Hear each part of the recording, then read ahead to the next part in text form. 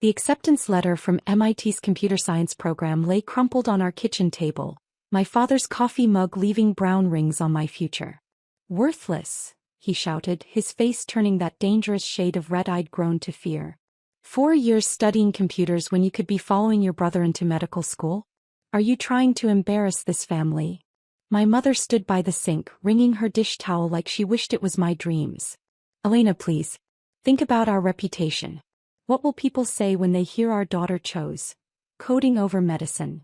I clutched my laptop, the one I'd bought with money earned from building websites for local businesses, like a shield. Computer science isn't just coding, Mom. It's artificial intelligence, data science, the future. The future. My father's laugh was cruel. The future is your brother Michael saving lives as a surgeon. The future is respect, prestige, something you can be proud of. Not sitting in a basement playing with computers.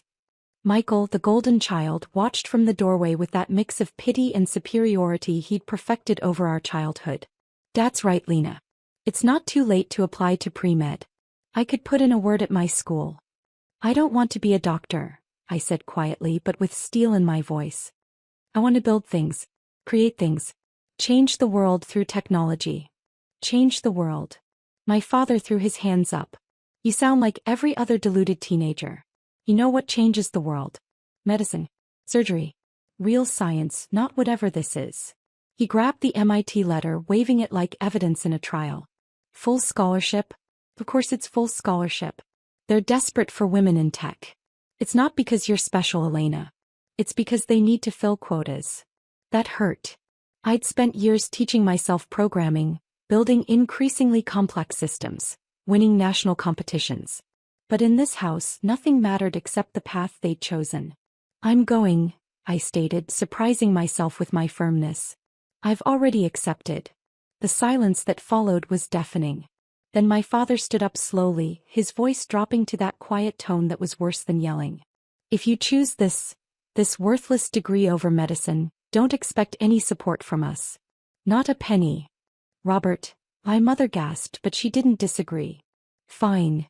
I squared my shoulders, thinking of the savings account they didn't know about, filled with earnings from my freelance work. I don't need your money. You'll fail, Michael added helpfully. Tech startups fail all the time. Medicine is forever. I looked at them. My father with his rigid beliefs, my mother with her social climbing anxiety, my brother with his smug certainty, and made a decision that would change everything. Watch me succeed. That night I packed everything I owned into my beaten-up Honda Civic. It wasn't much: clothes, my laptop, and most importantly the external hard drive containing the prototype of what would become my future. My mother caught me at the door. Elena, please. We just want what's best for you. No, I corrected her gently. You want what's best for your image. She flinched but didn't deny it. 4 years later I graduated from MIT with highest honors. My family didn't attend the ceremony. They were at Michael's white coat ceremony instead, posting proud photos on Facebook and Instagram. That was fine. I was too busy launching my first company. The idea had come to me during sophomore year. An AI-driven medical diagnostic system that could analyze symptoms and medical imaging faster and more accurately than human doctors. The irony wasn't lost on me. I was revolutionizing medicine, just not the way my family had wanted. My prototype caught the attention of major investors. By graduation I had $5 million in seed funding. By the end of my first year out of college, MedAI was valued at $50 million. Michael, meanwhile, was still doing his residency, regularly calling our parents for help with his student loans. I kept tabs on my family through social media and occasional updates from my Aunt Sarah, the only one who'd supported my choice. I watched as they bragged about Michael's every achievement, from his first appendectomy to his chief resident position. Your brother saved another life today, my mother's Facebook posts would glow. Nobody mentioned that my AI system was saving thousands of lives daily in hospitals across the country. 5 years after graduation, MedAI was revolutionizing healthcare. Hospitals using our system saw a 40% reduction in diagnostic errors. Treatment success rates increased dramatically. We were saving more lives than an army of surgeons. That's when the acquisition offers started coming in. Google, Apple, Microsoft, they all wanted MedAI. But I had bigger plans. Instead of selling, I took the company public.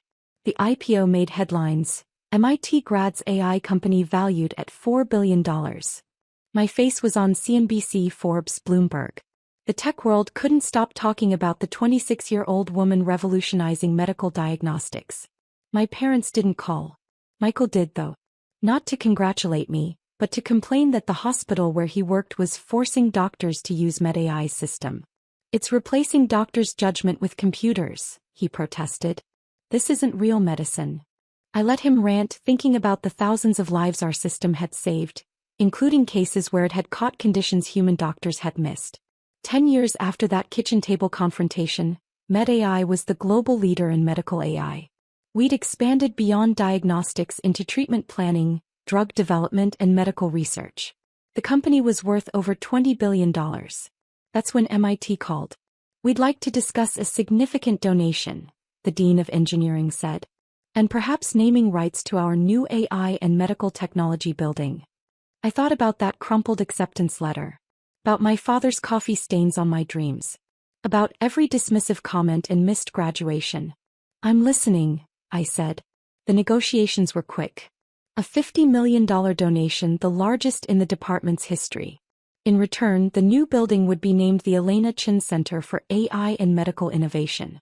I had one condition. I wanted to choose the date of the opening ceremony. The dean agreed immediately. After all, who argues with a $50 million donor? I picked September 15th, the same day as my brother's hospital's annual gala, where he was supposed to receive an award for surgical excellence. My parents had been planning to attend for months. Then the invitations went out. Mine came from MIT directly with a personal note from the dean. My parents' invitation came from the hospital board, mentioning that attendance was highly encouraged, given the new partnership with MedAI. They had no idea the two events were connected. No idea that their worthless degree had built an empire. No idea that their daughter was about to show them exactly what success looks like. The week before the ceremony, I stood in my penthouse office, looking out over the Boston skyline. On my desk sat the latest Forbes magazine with my face on the cover. Elena Chin, the woman who changed medicine without ever wearing a white coat. My phone buzzed. It was my Aunt Sarah. They still don't know, she reported, barely containing her glee. Your mother's been complaining about having to miss Michael's awards ceremony for some mandatory hospital event at MIT. I smiled, thinking about what was coming. Are you sure about this? Sarah asked softly. I looked at my reflection in the window, no longer the scared teenager clutching a laptop, but a woman who'd built something world-changing. Absolutely, I replied. It's time they learned what a worthless degree can do. The morning of the ceremony dawned bright and clear. I stood in my closet, considering my options before choosing a simple but elegant Alexander McQueen suit. No white coat needed. My phone buzzed with texts from the MIT coordination team. Everything was in place. The new building gleamed in the September sun, its modern glass facade covered by a massive drape that would be dramatically removed during the ceremony. Underneath, my name waited to shock my family into silence. Your parents just arrived, Aunt Sarah texted. Your mother's complaining about missing Michael's award ceremony. Your father keeps checking his watch. I smiled, picturing their impatience. They still thought this was just another hospital board obligation. They had no idea they were about to witness their worthless daughter's crowning achievement. The ceremony area was packed when I arrived through a private entrance. University dignitaries, tech industry leaders, and hospital administrators filled the seats. In the front row, my parents sat stiffly, clearly wishing they were at Michael's celebration instead. Michael himself sat next to them, having been strongly encouraged to attend by his hospital's chief of surgery.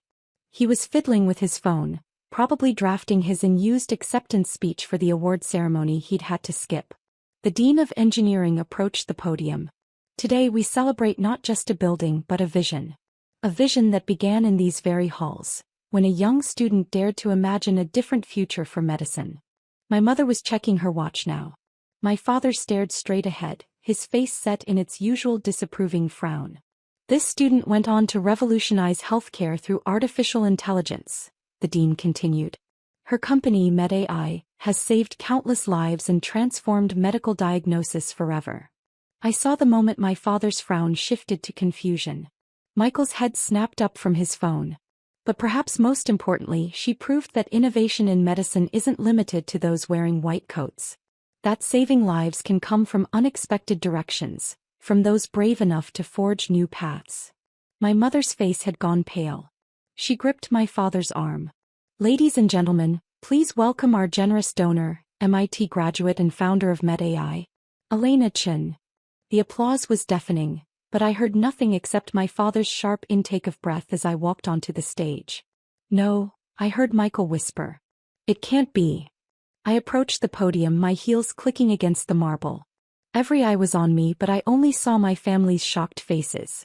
15 years ago, I began, I sat at my parents' kitchen table with an MIT acceptance letter. I was told that pursuing computer science instead of medicine was worthless. That I was choosing a worthless degree. The audience murmured. My father's face had turned that familiar shade of red. Today, MedAI's technology assists in over 10 million diagnoses per day. We've helped detect early-stage cancers that human doctors missed. We've identified rare diseases that might have gone undiagnosed for years. We've saved more lives through technology than I ever could have as a single doctor. I paused, meeting my mother's eyes. She was crying silently. This building represents more than just a donation. It represents validation for every student who's ever been told their dreams aren't good enough. Who's ever been pressured to follow a traditional path instead of blazing their own trail. Michael was staring at his hands, his chief surgeon's confidence completely deflated.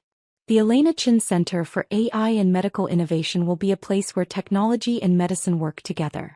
Where we recognize that saving lives doesn't always require a stethoscope. Sometimes it requires a keyboard and the courage to defy expectations. I nodded to the crew waiting by the building. The drape fell away, revealing my name in gleaming letters against the glass and steel facade. The crowd erupted in applause. Cameras flashed. My father looked like he might pass out. After the ceremony, as people mingled at the reception, my parents approached cautiously. My mother spoke first. Elena, we didn't know. That's right, I cut her off quietly. You didn't know because you never asked. Never cared. Too busy bragging about Michael's surgeries to notice I was transforming the entire medical field. Princess, my father started using the endearment he'd abandoned 15 years ago. We were wrong. We see that now.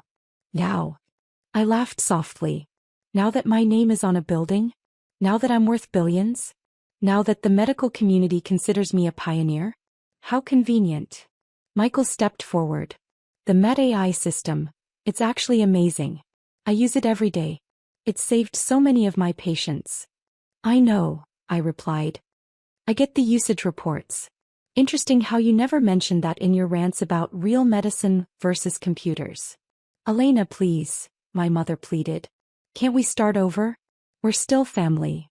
Family. I raised an eyebrow. Family supports each other. Family attends graduations. Family celebrates achievements instead of dismissing them. We made mistakes, my father admitted. Terrible mistakes. But we're proud of you now. Now doesn't erase then, I said firmly. Your pride means nothing to me anymore. I didn't build this company for your approval. I built it despite your disapproval. The dean approached, saving me from further conversation. Elena, the governor would like to speak with you. I turned to leave, then paused. By the way, Michael, about your award ceremony today? I bought the hospital last month. The board reports to me now. Enjoy your new AI-driven surgical protocols. The color drained from his face as realization dawned. His precious award ceremony hadn't been rescheduled because of a random board meeting. His little sister now owned the entire hospital system. The aftermath was exactly what I expected. My parents launched a full PR campaign to prove they'd always supported me. Old family photos appeared on social media, carefully cropped to hide the tension. Stories were rewritten, memories conveniently altered. We always knew Elena was special, my mother told anyone who would listen. We encouraged her interest in computers from the start. My father tried to leverage his connection to me in medical circles, bragging about his tech genius daughter to colleagues. Several politely informed him that I'd already told them the true story. Michael attempted damage control at his hospital, suddenly becoming MedAI's biggest advocate. My sister's system is revolutionary, he'd say as if he hadn't spent years criticizing it. I ignored them all, focusing instead on expanding MedAI's reach. We launched new research initiatives, funded scholarships for unconventional students, and continued pushing the boundaries of medical technology. The MIT building became a symbol of innovation, producing graduates who merged technology and medicine in ways my family had once dismissed as worthless.